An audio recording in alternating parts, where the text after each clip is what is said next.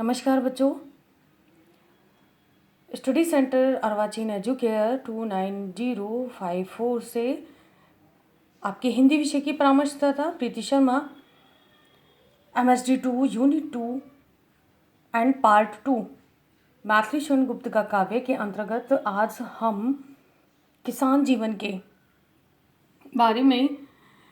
विस्तृत जानेंगे और वो भी उनकी रचना किसान खंड के अंतर्गत, जो कि 1915 में लिखी गई थी, कि किस तरह से उन्होंने किसान जीवन के यथार्थवादी जीवन को चित्रित किया था। कि जो किसान अपने खेत होते हुए भी वहाँ पर मजदूर, जमींदारी प्रथा के चलते हुए मजदूर की भूमिका में आ गए थे और किस तरह से दो वक्त की रोटी के लिए भी उन्हें अपने देश को भी छोड़ना पड़ा। यानी कि शह शर्त वहाँ पर उस समय में जो अंग्रेजी शासनकाल था, उस समय में शह शर्त उन्हें कूली बनाकर भारत के बाहर भेजा जाने लगा था, जैसे कि फिजी, मॉरिशस, त्रिनिडाद, ये इन सभी देशों में, और इस शर्त पर कि वो फिर वापस नहीं आएंगे। और बनारसीदास चतुर्वेदी जी, जो कि एक आलोचक हैं, उन्होंने भी यही कहा था कि फिजी में, फिर उन्होंने एक पत्र के माध्यम से ये बात कही कि फिजी में मेरे 21 वर्ष शीर्षक में लिखा था कि वह अंग्रेज़ों से मांग की जाए कि भारतीय किसानों को मजदूर के रूप में जो भेजना है उसे बंद किया जाए। यानी कि लेखक भी उस समय की वर्तमान काल की परिस्थितियों से अपरिचित नहीं था किसान खंड काव्य में। और यहाँ पर किसानी जीवन का जिक्र करते हुए महावीर प्रसाद द्विवेदी ने भी संपत्ति शास्त्र में लिखा है कि खेतीहारों का जो व्यवसाय है और खेती खेतों में ही होती है, लेकिन यहाँ तो जमीन की खेती करने लायक अब यहाँ कुछ बचा ही नहीं,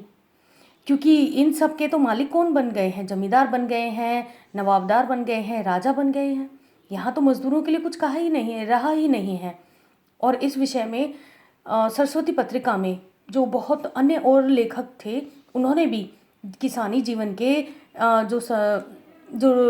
व्यवस्था है उसको भी बहुत सारगर्भित, और लेखकों के द्वारा उस समय की जो तत्कालीन समस्या थी वो भी यहाँ पत्रों में, सरस्वती जो पत्रिका थी, इसमें जो पत्र दिए जाते थे उसमें संबंधित नजर आ रही थी। गुप्त जी की नज़रें भी किसान के जीवन से बिल्कुल अछूती नहीं थी, क्योंकि उन्होंने भी अंग्रेजी सरकार के यहाँ से अन्न जो था, जो विदेश में ले जाने की उनकी एक सजा थी, और वो भी भारतीयों के लिए, उस पर भी अपना ना बहुत ज़्यादा विस्तृत तरीके से उन्होंने वर्णित किया है।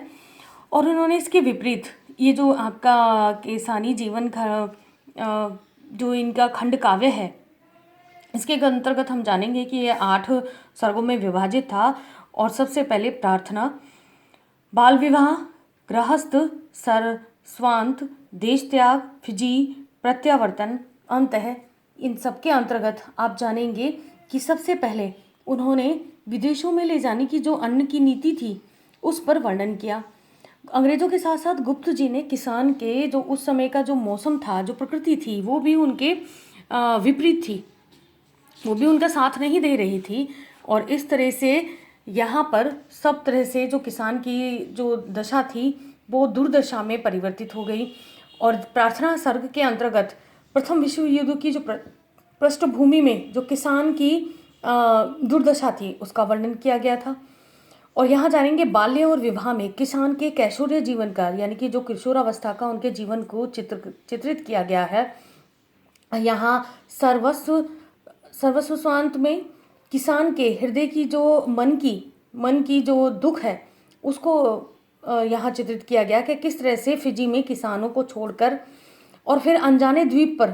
वो अपने ही कर्तव्य को पूरा करता रहे और उन्हें वापस न लाने की शर्त के जरिए ही इन्हें वहाँ भेजा गया था।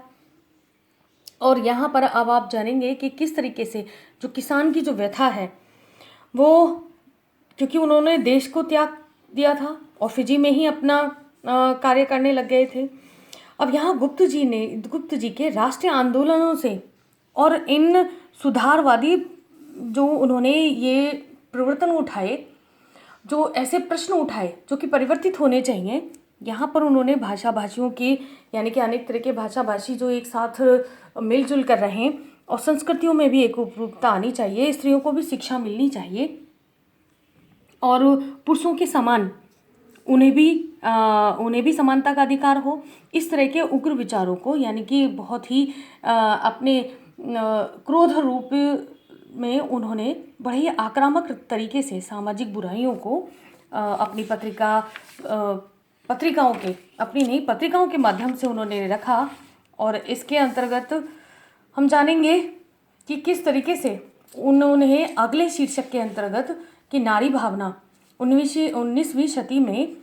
ब्रह्मचर्य, आर्य समाज, ये प्रमुख आंदोलन चलाए जा रहे थे। ब्रह्म समाज के जहाँ प्रवर्तक आप जानेंगे राजा राम मोहन राय थे और उन्होंने सामाजिक और धार्मिक जो प्रवृत्तियाँ थीं उस समय की, उस पर विचार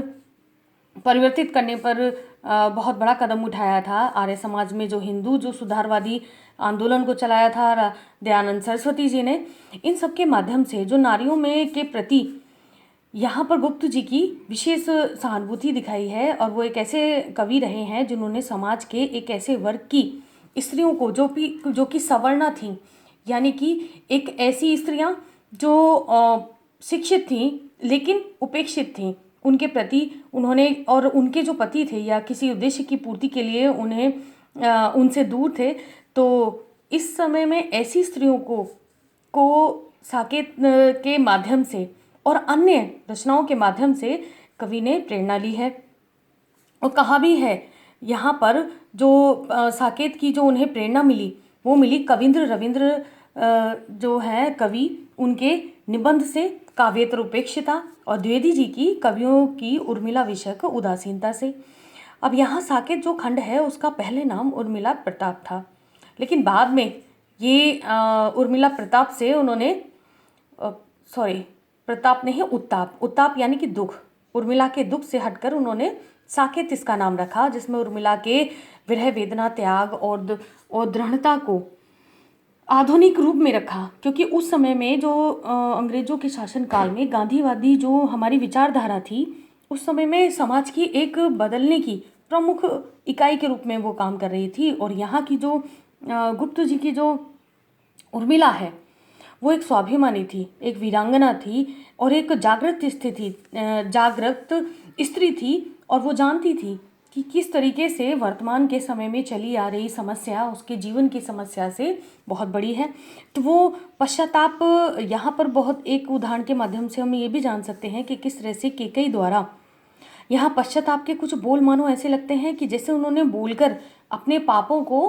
बिल्कुल समाप्त ही कर लिया है। और ये केकई उत्ताप से लिया गया है कि थूके मुझ पर त्रैलोक के भले ही थूके, और जो कोई कह सके कहे क्यों चूके। यानी कि उन्होंने कार्य ही ऐसा किया है कि अगर कोई इसे कहे बिना क्यों रह सकता है। अब तो कोई भी कह सकता है, युग युग तक चली आ रही कठोर कहानी, और रघुकुल में थी एक अभागिन रानी। यानी कि जो सतयुग था उस समय में भी एक ऐसी स्त्री के रूप में यहाँ जो रानी केकई हैं, उन्होंने अपने कार्य पर, यानी कि राम को 14 वर्ष का वनवास उन्होंने मांगा था और भरत के लिए राजगद्दी मांगी थी, तो इस पर उन्होंने बहुत ही ज़्यादा, और उस समय में वो चाहती थी कि राम वापस आए, राम को वापस लाने के प्रसंग में ही ये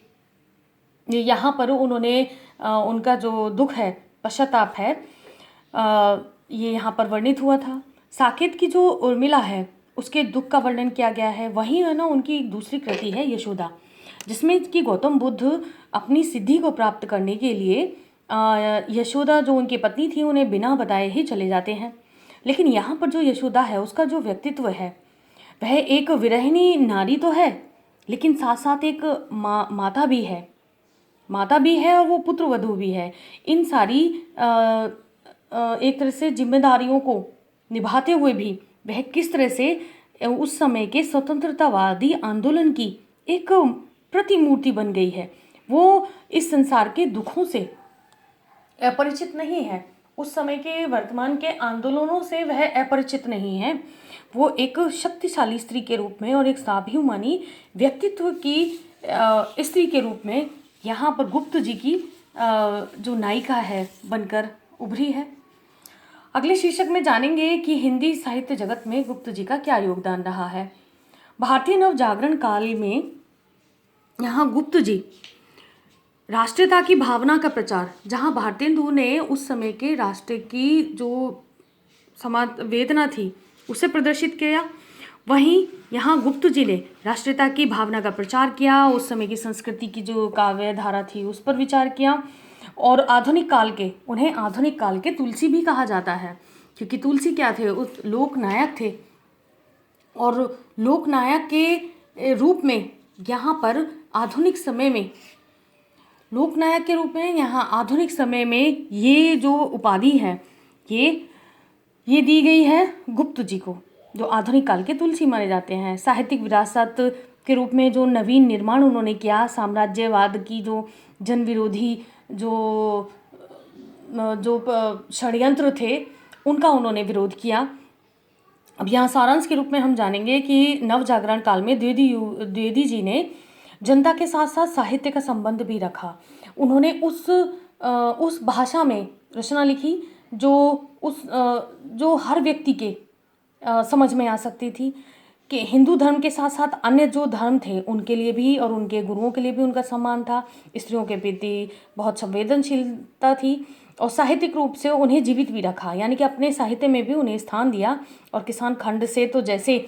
वो भारतेंदु से पूर्व ही परिचित थे, और उन्होंने इस यहाँ पर देश में जो किसान हैं वो भारत की जैसे रीढ़ माने गए हैं, और उनके जीवन की कथा को यहाँ जनमानस तक पहुँचाया। धन्यवाद।